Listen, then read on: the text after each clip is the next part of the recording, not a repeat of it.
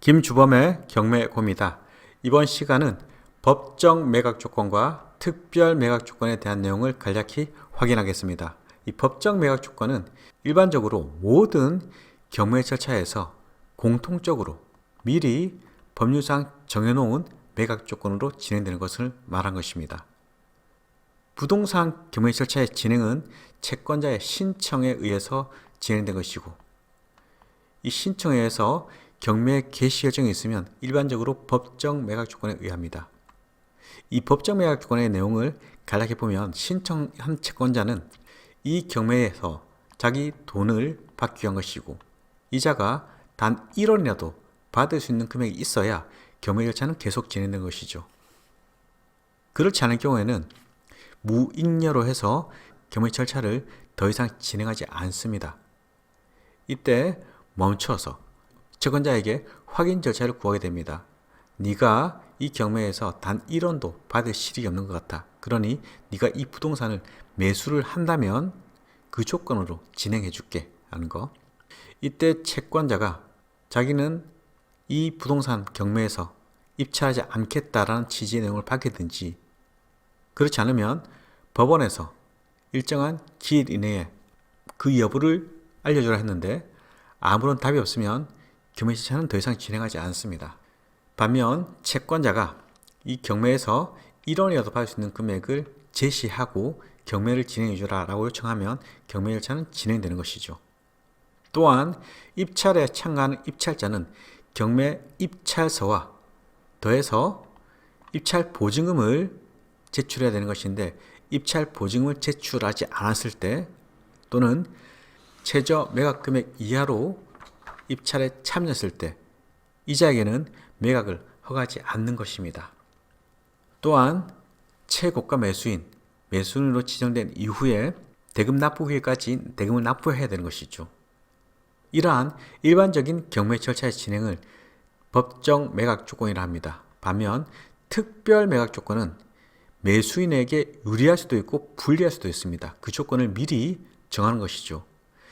이 특별 매각 조건은 신청하는 채권자와 더해서 이해관계인이 협의를 해서 법원에 요청합니다.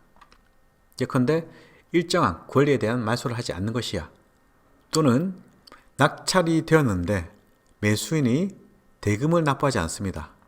이때 전회차 금액으로 재경매 절차가 진행됩니다. 더 이상의 절차에 대한 지연을 막기 위해서 입찰 보증금을 20%로 조건을 거는 것이죠. 특별 매각 조건에 속합니다. 그 이유는 또다시 입찰에 참여한 낙찰자가 대금을 납부하지 않는 결과가 발생하면 절차는 계속 미뤄지는 것이죠. 따라서 신중하게 판단해서 입찰 보증금이 20%니까 이거 지켜서 납부해라, 이런 취지의 내용이죠. 그 외에도 전납 과수원 같은 농지는 농지취득 자격증명서를 기본적으로 제출해야 됩니다. 이런 조건도 특별 매각 조건에 속하는 것이죠. 일반적인 법정 매각 조건에 더해지는 그런 결과로 보시면 되겠죠. 그 외에도 재단법인의 기본재산의 처분은 주무관청의 허가 없이는 취득을 하지 못합니다. 주무관청의 허가를 요건으로 한다라는 특별 매각 조건을 달 수도 있는 것이고, 공유자에 한해서 그 공유지분에 매각이 있을 경우에 공유자에게 우선 매수 신청을 할 수 있는 기회를 주는 것이죠. 그 기회를 1회에 한해서 제한한다는 내용도 마찬가지로 특별 매각 조건에 속합니다. 이 특별 매각 조건은 매각 물건 명세서에서 확인될 수 있는 것이죠. 그리고 법정 매각 조건일 때는 별도로 이해관계인에게 알릴 필요가 없습니다.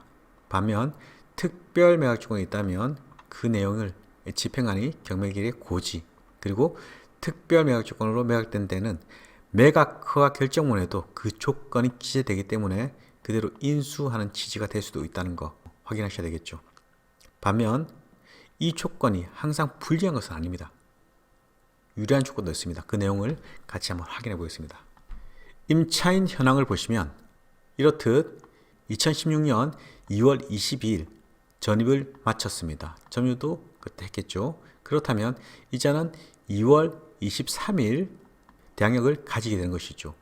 확정일자를 전입과 같이 받았으니까 이자는 대항력을 갖춘 날 그 순위를 확정 짓게 되는 것입니다. 보증금은 1억 3천, 대항력이 있다고 이렇게 표시되고 있습니다. 등기부 내용을 확인하니 주택 임차권 등기도 있는 것이고, 이 등기부에는 2016년 2월 22일 전입과 확정일자를 받은 것으로 표기되어 있습니다. 그리고 강제 경매가 있습니다. 강제 경매는 주택도시보증공사에서 신청을 한 것입니다. 판결을 받아서 진행한 것이죠. 그 청구 금액을 보니 1억 7,111만 8,559원, 이자까지도 포함된 채권인 걸로 보입니다. 자, 이제 매각 물권 명세서 내용을 보겠습니다. 결국 최선순위 관리, 즉 소멸 기준 관리는 2022년 1월 18일 강제 경매 개시 결정이죠. 주거 임차에 있는 거 확인했습니다. 2016년 2월 22일. 그 보증금은 1억 3천, 전입신고와 확정일자를 2016년 2월 22일 같은 날 받게 되었습니다. 배당후 신청에 대한 내용은 언급이 없는 것이죠. 비고란 보니까 신청 채권자가 주택 임차권자, 즉 이자의 승계인이란 것입니다. 결국 강제 경매를 신청한 자가 이자의 지위를 승계받은 것이죠.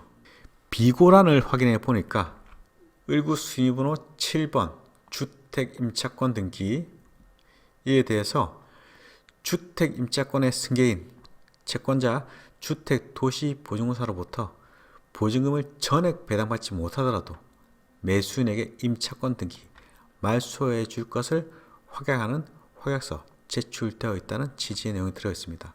결국 보증금이 전액 변제되지 않더라도 그 승계인인 주택도시보증공사가 스스로 임차권에 기한 대항력 지위를 포기하겠다, 이런 취지의 확약서를 제출했다는 것입니다.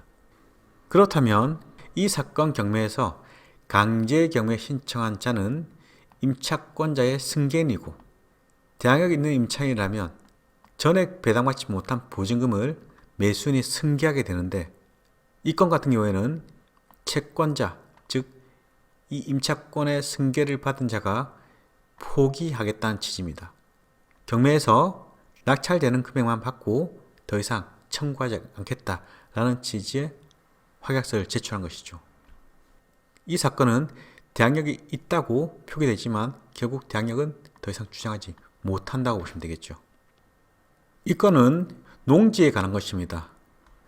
매각 물권 명세서의 내용을 보면 농지 취득 자격증명 필요함, 매각 결정기일까지 제출, 미제출 시 입찰 보증금 몰수라는 조항, 마찬가지로 특별 매각 조건인 것입니다. 농지 취득 자격증명서에 대한 내용은 별도로 학습할 내용이기 때문에 여기서 언급하지 않기로 하겠습니다. 다만 농취증, 농지 취득 자격증명서가 없으면 등기를 할 수가 없습니다. 그렇기 때문에 매각허 결정에 중대한 하자가 될 수 있는 것이죠. 이런 농지에 입찰한 자는 농지 취득 자격증명서 발급 여부를 확인하고 입찰에 참여해야 된다는 점 유의하시면서 그 농지 취득 자격증명서에 대해서는 별도로 학습하도록 하겠습니다. 지분 매각으로 진행되는 사건입니다. 매각 물권 명세서의 내용을 확인해 볼게요. 매각 물권 명세서의 내용을 보니 지분 매각이라는 표시, 공유자 우선 매수 신고 제한이 있다는 취지의 내용, 공유자의 우선 매수권 행사에 따른 매수 신고, 그 매수 보증금의 미납으로 실효되는 경우 공유자는 해당 부동산의 다음 매각기일에서는 우선 매수 청구권 행사할 수 없다는 취지. 마찬가지로 아까 보신 농지에 대해서는 농지 취득 자격증명서 제출 필요함, 미제출 시에는 매수신청 보증금 미반환이라는 취지. 그 외에도 소유자 지분, 가등기권자 이자에 소유권 일부 이전 청구권, 가등기, 매각으로 소멸하지 않고 매수인에게 인수된다는 취지의 내용, 모두 특별 매각 조건에 속하는 것입니다. 이렇듯 법정 매각 조건은 별도의 조건이 붙지 않은 일반적인 절차인 것이고, 특별 매각 조건은 매각 물권 명세서 비고란을 통해서 확인할 수 있는 것이죠. 입찰에 참가하는 자들은 반드시 매각 물건 매수서의 내용을 확인하고 그 조건이 별도로 있는 것인지 없는 것인지 그 내용을 확인해야 되는 것이죠. 무조건 특별 매각 조건이 나쁜 지위만 있는 건 아닙니다.